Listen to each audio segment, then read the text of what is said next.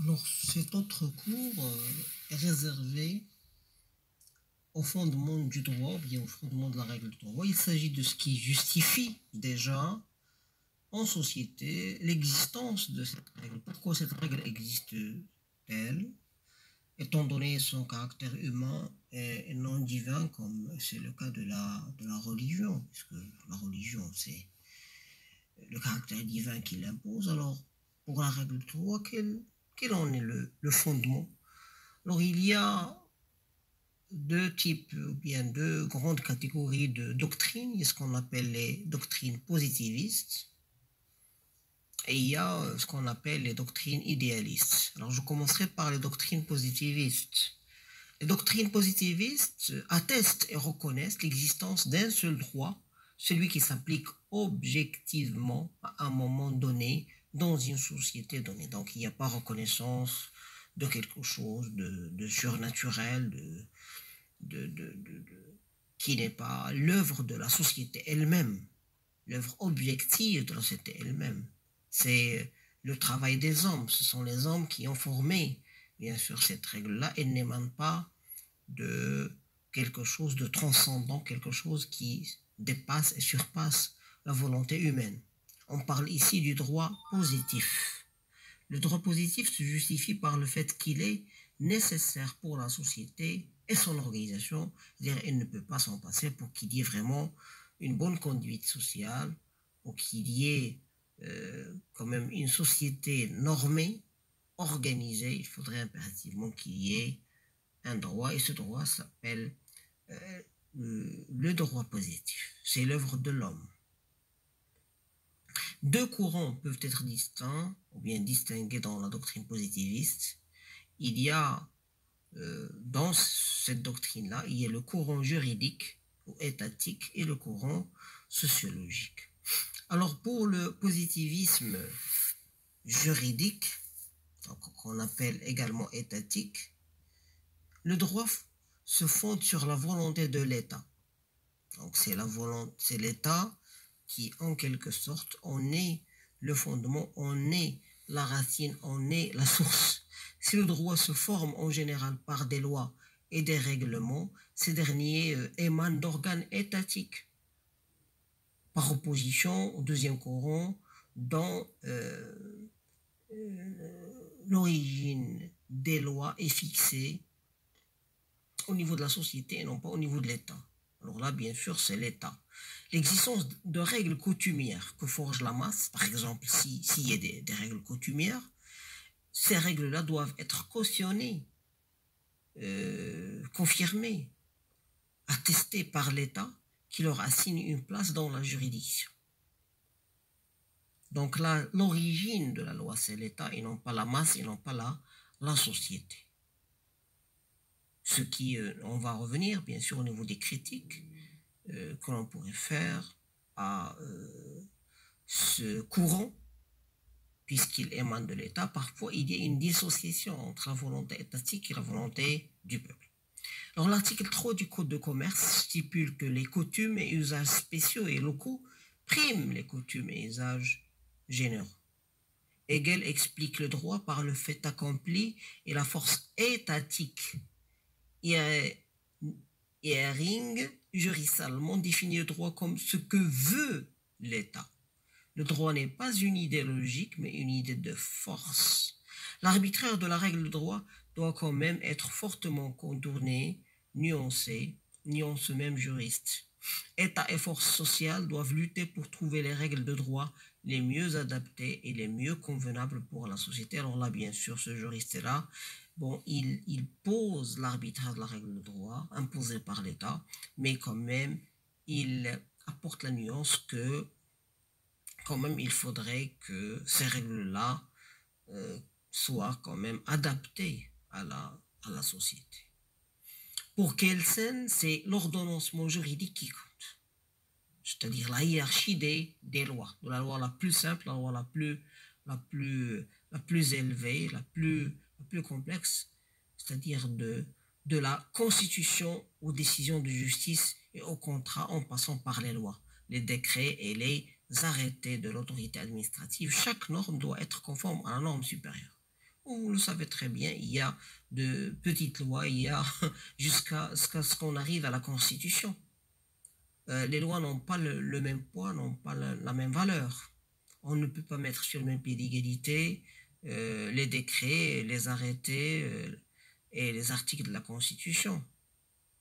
Donc cette hiérarchie, bien sûr, doit être respectée. Cette conformité constitue le véritable fondement du droit. Donc ça, c'était le positivisme étatique ou bien juridique. Alors là, le positivisme sociologique, je rappelle qu'on est toujours dans la doctrine positiviste. Le positivisme sociologique, ce courant a été défendu par des juristes allemands et français au XIXe siècle. Le droit pour eux se forme par des faits et des phénomènes sociaux soumis au déterminisme. Le droit procéderait ainsi de la société, contrairement, bien sûr, au premier courant, le positivisme étatique ou bien juridique, qui stipule que le droit provient de l'État. Ici, ça provient de la société. C'est la société qui fixe ces règles-là et ces normes-là, et l'État ne fait que vraiment appliquer ces règles-là à travers les coutumes, les usages, les pratiques propres à chaque profession. C'est la société qui constitue le ressort, c'est-à-dire l'origine des normes juridiques. Le droit atteste et manifeste la solidarité sociale. Émile Durkheim parle de la conscience collective du groupe, trouvant son expression totale dans la règle de droit. Donc ici, le droit, les règles de droit proviennent de la masse, de la société. Alors, il y a beaucoup de lois qu'on pourrait bien sûr énumérer à ce sujet-là. Vous avez les coutumes, les usages, les pratiques propres à chaque profession qui pourraient avoir le statut de loi et de normes et que l'État se doit quand même d'appliquer. Léon Duguit parle de solidarité sociale qui devient le véritable fondement de droit et s'impose à l'État qui ne crée pas la règle mais traduit dans les faits la solidarité sociale en lui donnant la forme requise et la sanction qui convient. Et ici, on pourrait citer en l'occurrence l'approche marxiste qui se nourrit largement de ce deuxième courant en mettant le droit au service des classes dominantes. Alors, on pourrait annoncer deux critiques pour ces deux courants avant d'entamer, bien sûr, la deuxième doctrine, la doctrine idéaliste.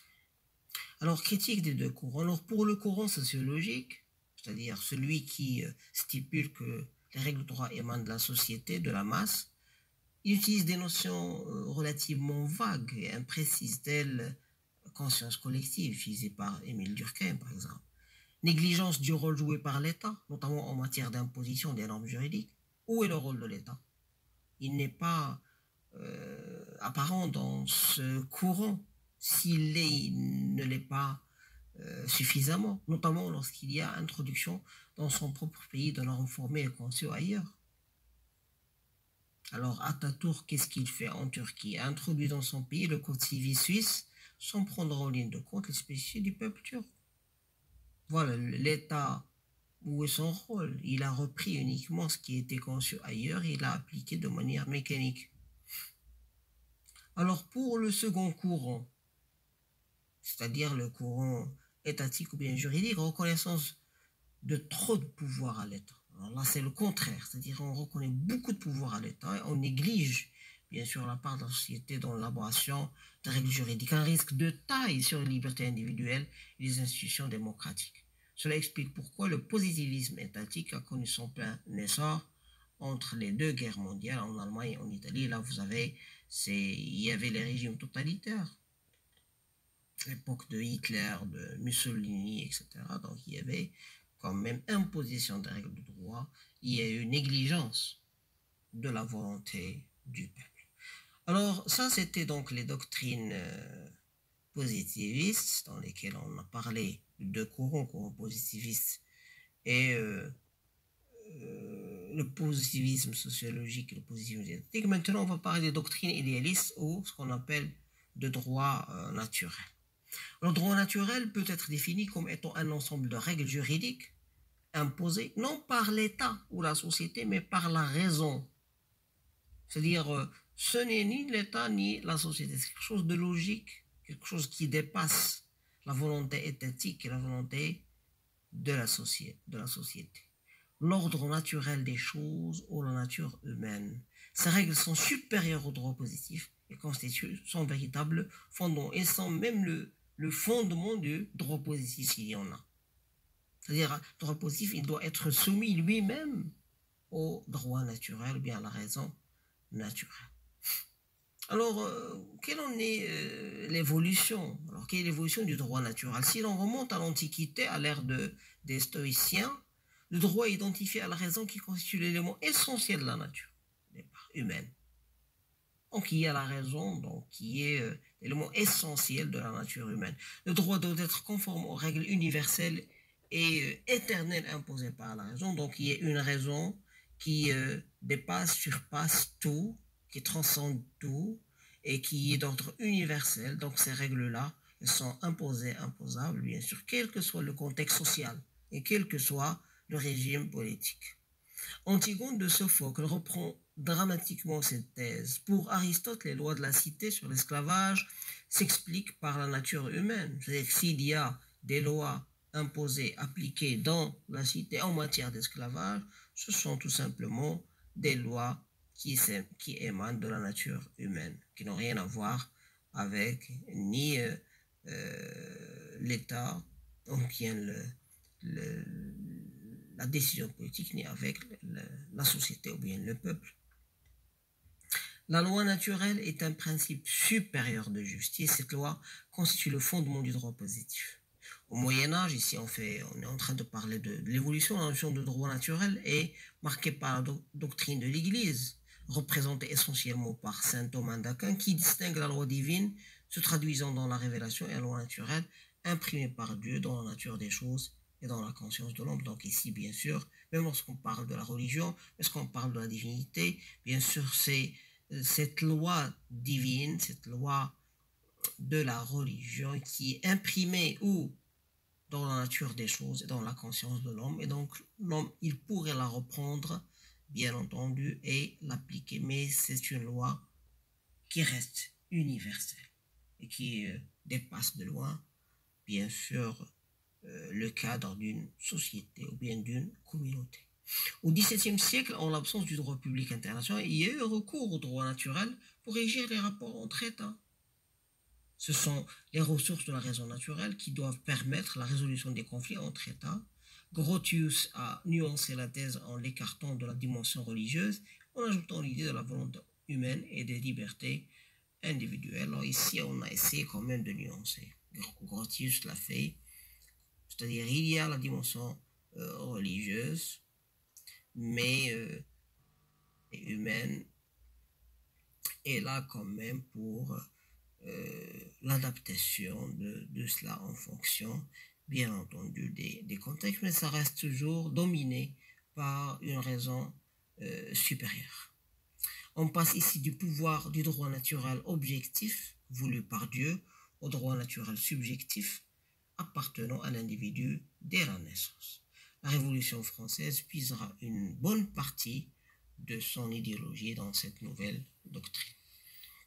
Donc, pour clore ce point, 3 axiomes à retenir. Le droit naturel est universel, c'est immuable, il est inchangé, inchangeable.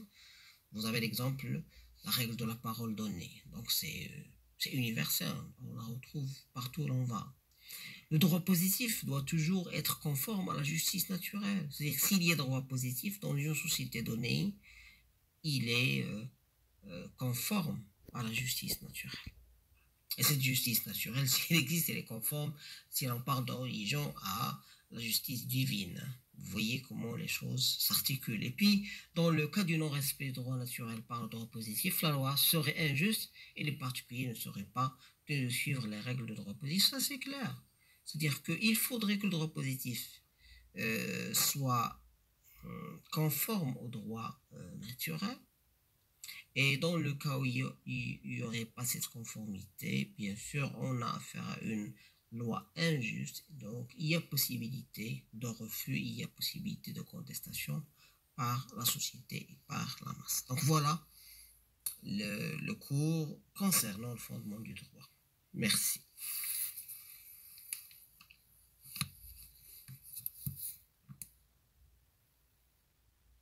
Alors, cet autre cours est réservé au fondement du droit, ou bien au fondement de la règle du droit. Il s'agit de ce qui justifie déjà en société l'existence de cette règle. Pourquoi cette règle existe-t-elle, étant donné son caractère humain et non divin, comme